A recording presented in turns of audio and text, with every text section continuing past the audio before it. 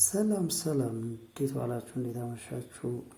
ክቡራን ተከታታዮቼ፣ አሁን አሴር በዳኔ ለዘመድኩን በቀለ ያስተላለፈችውን የእርቅ የሚመስል መልእክትን በሶስት ነገሮች ያየሁትን አቅርብላችኋለሁ።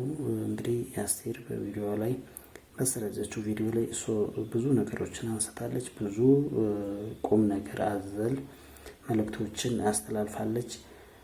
ምን ግን በሶስት ነገር ሳየው፣ አንደኛው ለምሳሌ ዘመድኩንን እንዴት ፖዚቲቭ ነገሮች ሀገሪቷ ላይ አይታይህም? ሀገሪቷ አድጋለች፣ ሀገሪቷ ቆንጆ ፖዚቲቭ ሳይድ አላት። ማለትም አንተ ከሀገር ርቀህ ስለቆየህ እንጂ መልካም ነገሮች አሉ። አንተም ታወራው ሁሉ ጊዜ ኔጌቲቭ ሳይዶችን ነው። መልካምና ፖዚቲቭ የሆኑ ነገሮች በሀገሪቷ ላይ እየተከናወኑ ነው። ስለዚህ እሱንም አንዳንድ ጊዜ አውራ። ሲቀጥል ደግሞ እርቅንም እንታረቅ፣ ወደ ሰላም እንምጣ የሚል መልእክት ያለው ነው። ሁለተኛ ደግሞ በአላፋ ዝማሬ ላይ ነው ያቀረበችው። የአላፋ ዝማሬ ወይም ምንድነው እሱ? ለእንዴት ይህንን ትቃወማለህ? የመንግስት አጀንዳ አለበት እንዴት ትላለህ? ወይ ቢሆንስ መንግስት አጀንዳ ቢሆን ዝማሬ አይደለም ወይ ያለው? ዝምሩ አይደል እንዴ ያለው? እንዴት ይህንን ትቃወማለህ ነው እያለች ያለችው። ወይ እሱ እያለ ያለው ያው እሷ እንዳለችው የመንግስት አጀንዳ አለበት ማለትም በአርሲ በተለያየ ቦታ ላይ እንደው በቅርቡ እንኳን ያለው የኦርቶዶክሳውያን ጭፍጨፋ በዓለም አቀፍ ደረጃ የተሰራጨ ስለሆነ ይሄንን ከበር ለማድረግ ለማለባበስ የሚጠቀምበት ስትራቴጂ ነው እንጂ ዝማሬውን አይደለም እኛ የጠላ ነው ወይንም ደግሞ እየተቃወምን ያለ ነው እያለ ያለው ዘመኔ። ሶስተኛ ነገር ደግሞ መንግስት ወይ እርቃር ከዚህ በፊት እንዳደረገው አሁንም ለሁለተኛ ጊዜ እርቅን አጥርቅ ማለት ይቅርታና በልና በውጪ በፖለቲካ ልዩነት ያሉ ዜጎች እንደገና ወደ ሀገር ውስጥ እንዲገቡ ፍቅድ የሚል ነው። ወሰየው ነው። ይህንንም የሚጠላ የለም። ግን ዞሮ እያነሳቸው ነጥብ ከዚህም በላይ ወይም ሌሎች ነጥቦች አሉ። በአጠቃላይ እኔ ካነሷቸው ሶስት ነጥቦች እንኳን ሶስቱም የፖለቲካ አንድምታ አለባቸው። ምናልባት እንደኔ ያረዳድ ነው።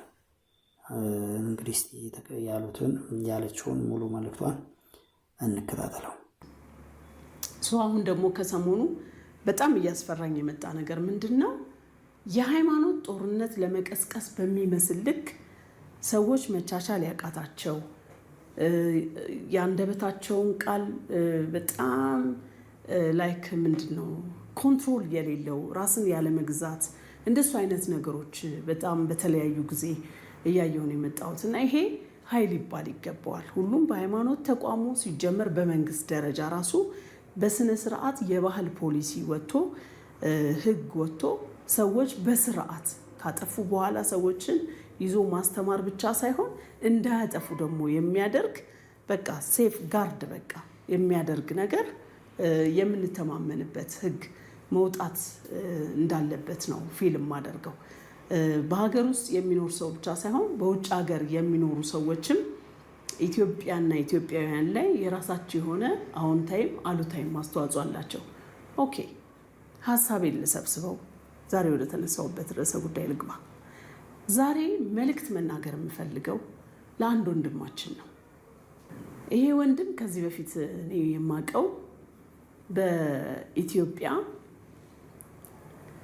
ኮፒራይት ችግር በጣም ነበረ። ትዝ ይላችሁ ከሆነ እኛ የዘጠናዎቹ ትውልድ ነን። እንግዲህ የዘጠናዎቹ ስላችሁ ዘጠናዎቹ ላይ ብዙ ነገር ፐርፎርም ያደረግን ሰዎች ማለት ነው እና በጣም የቅጂና ተዛማጅ መብቶችን ለማስከበር በጣም የምንታገል ሰዎች ነበርን። ጠቅላይ ሚኒስትር መለስ ዜናዊ በነበሩ ሰዓትም ያ ስብሰባ እንዲካሄድ ካደረጉ 4 ሰዎች መካከል አንዷ እኔ ነበርኩኝ እና በዛን ጊዜ በጣም ለመብት የሚሟገት ወንድም ነበረ እኔ ሳቀው ማለት ነው እና እሱ የሃይማኖታዊ የሆኑ ሲዲዎች፣ የሃይማኖታዊ የሆኑ መዝሙሮች በጣም በኮፒ ችግር ስለነበረ በዛ ሳይድ ስብሰባ ውስጥ ላይ ይካሄድ ነበረ። በቅርበትም እንተዋወቃለን። ሳቀው ቀና ሰው ተቆርቋሪ ነው። ሰልፍለስ የሆነ ከራሱ አልፎ ለሌሎች መብት የሚሟገት ልጅ እንደሆነ ነበር ማቀው። አሁን ውጭ ሀገር ባለበት ሰዓትም ከኢትዮጵያ ፖለቲካ አንጻር የራሱን የሆነ አስተያየት ይሰጣል። የሃይማኖት ሰው ነው። ግን አሁን ሳየው ትንሽ ምናልባት ከሀገሩ ርቆ በመቆየቱ ይመስለኛል ሞር ቴንደንሲው እንዳለ ወደ ተቃውሞ ብቻ ነው ሄደው እና ወንድም ዘመድኩን ቀጥታ ላንተ ነው መልእክት ማስተላልፈው። ይህን መልእክት ማስተላልፈው እንደ እህትነት እንድትቆጥረኝ ነው የምፈልገው። ምክንያቱም ሁላችንም ለሰው ጆሮና አይን የቀረብን ሰዎች፣ ተከታይ ያለን ሰዎች ሀገር የመጥቀምም የመጉዳትም እድላችን ሰፊ ስለሆነ የሆነ ቦታ ላይ ይሄ ነገር መቆምና ወደ አንድ ዌቭ መምጣት አለብን ብዬ አስባለሁኝ። ምክንያቱም የእግዚአብሔር መንግስት የምትሰራው በፍቅርና በይቅርታ ነው። በፍቅርና በይቅርታ፣ በፍቅርና በይቅርታ የእግዚአብሔር መንግስት ወደ ህዝብ የመጣው ጌታችን መድኃኒታችን ኢየሱስ ክርስቶስ ወደ ፍቅር የመጣው ወደ ሰው ልጆች የመጣው በሰው ልጅ ስጋ ውስጥ ሰው ሆኖ መሬት ላይ የእኛን ስቃይ የእኛን መከራ አይቶ በመስቀል ላይ ሞቶ ሊያድነን የወሰነው በፍቅር ነው። እኛን ደግሞ የመንግስቱ ወራሽ ያደረገን በይቅርታ ነው። ስለዚህ አሁን እየሄድክበት ያለው መንገድ ዝም ብለህ አስበውና ከ5 ዓመት በኋላ የት ያደርሰኛል ብለህ አስብ። ከ10 ዓመት በኋላ ከዛ ልጆች ትልቅ ሲሆኑ ከተመካከርን በፍቅር ከተወያየን መፍትሄ ልናመጣ የምንችል ሰዎች ነን። ከሞቱ ሰዎች እኛ የምንመልጠው ወላ ከሞቱ መሪዎች፣ ከሞቱ ጠቅላይ ሚኒስቴሮች፣ ከሞቱ ነገስታት የምንበልጠው በህይወት ስላለን ነው። ስተታችንን የማረም እድል ስላለን ኦኬ፣ በስተታችን መቀጠል የለብንም እና ደጋግሞ ያንተ መልእክት ይመጣልኛል ወደ አይምሮዬ። ጴንጤ ምናምን ይሄ ትንቢት ምናምን ብለህ ሙድ እንዳትይዝብኝ።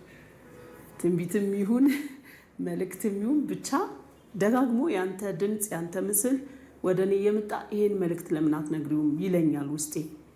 ግን ሳይህ የሃይማኖት ተከታዮችን ሳይቀር ትተቻለህ እና ይሄ መንገድ እስከ መቼ ነው? ስፔሻሊ ይሄ መልእክት እንዳስተላልፍ ያደረገኝ ወንድማችን ዲያቆን ሄኖክ የአላፋት ዝማሬ ብሎ የሚያዘጋጀው ፕሮግራም አለ።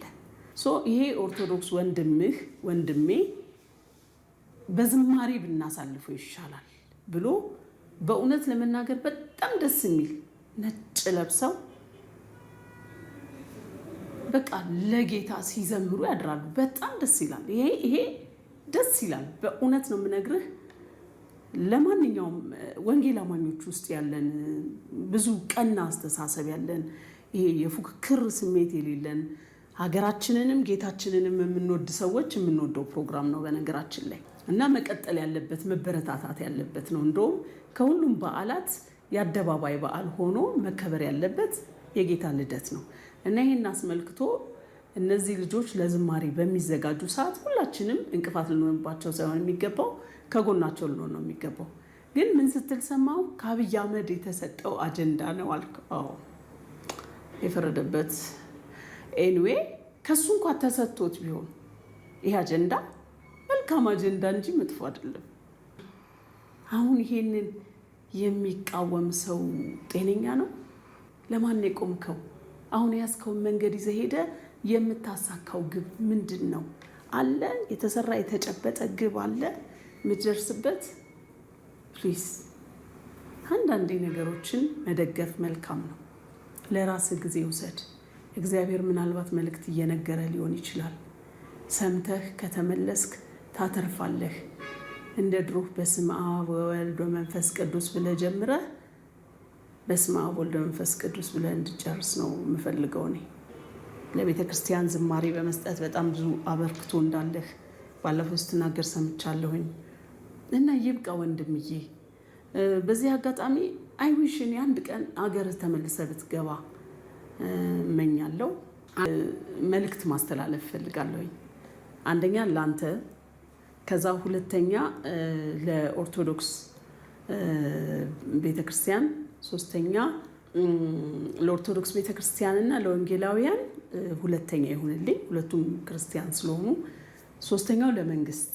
ኦኬ፣ በአንድ ድንጋይ አራት ወፍ እንዳይሆንብኝ እና እኛ አብረን እንደዚህ ማች አንድ ላይ የሚያደርጉን ነገሮች ላይ አብረን ብንቆም እዝናት ቢግ ዲል። ለመወደድ አይደለም ለማጎብደድ አይደለም እየተናገርኩ ያለሁት። ጀስት ይሄ ደስ የሚል ነው። ሴቶች በቤተ ክርስቲያን ሲሆኑ ጸጉራቸውን ይሸፈኑ የሚል መጽሐፍ ቅዱስ ቃል አለና አለባበሳችን እንደዛ ቢያምር ደስ ይለኛል። አብረን እንደዛ ብንዘምር ደስ ይለኛል።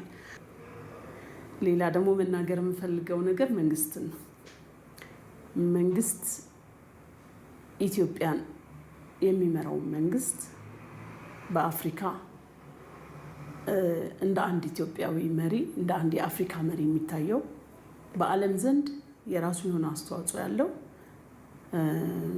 በጣም ትልቅ ነው እና እስከዛሬ መንግስትን ማክበር፣ ለባለስልጣን መገዛት፣ መንግስት የእግዚአብሔር አገልጋይ እንደሆነ መጽሐፍ ቅዱስ ላይ የተጻፈ ቃል አለ እና እኛ ያንን ተላልፈን ብዙ የምንናገረው ነገር ነበረ።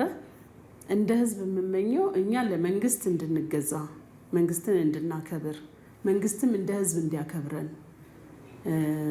መብቶቻችንን እንዲያስከብርልን፣ ሰላማዊ ሀገር ሽግግር እንዲኖር፣ ከጦርነት ከረሃብ ከችግር እንድንላቀቅ መንገዶች እንዲከፈቱ፣ በተለያየ የሀገራችን ክፍል ላይ ያሉ የጦርነት ተጎጂዎችን እንድናግዝ፣ የረሃብ ተጎጂዎችን እንድናግዝ፣ የከሌ ሳይባል በቃ ለሀገር ለኢትዮጵያ እንድንሰራ የማርያም መንገድ ቢከፍትልን፣ ግሪን ኤሪያ የማርያም መንገድ ነው የሚባለው አይደለ? ሰው እንደዛ ቢሆን አይዊሽ እና አንድ እድል በውጭ ሀገር ላሉ የተለያየ የፖለቲካ አቋም ላላቸው የእርቅ የምክክር እንደገና አብሮ የመሆን ትግሎችን በሰላማዊ መንገድ የሚያካሂዱበትን መንገድ ቢከፍት። ይህን ማድረግ የሚችለው መንግስት ነው። የሰላም መንገድ የሰላም አማራጭ ቢወሰድ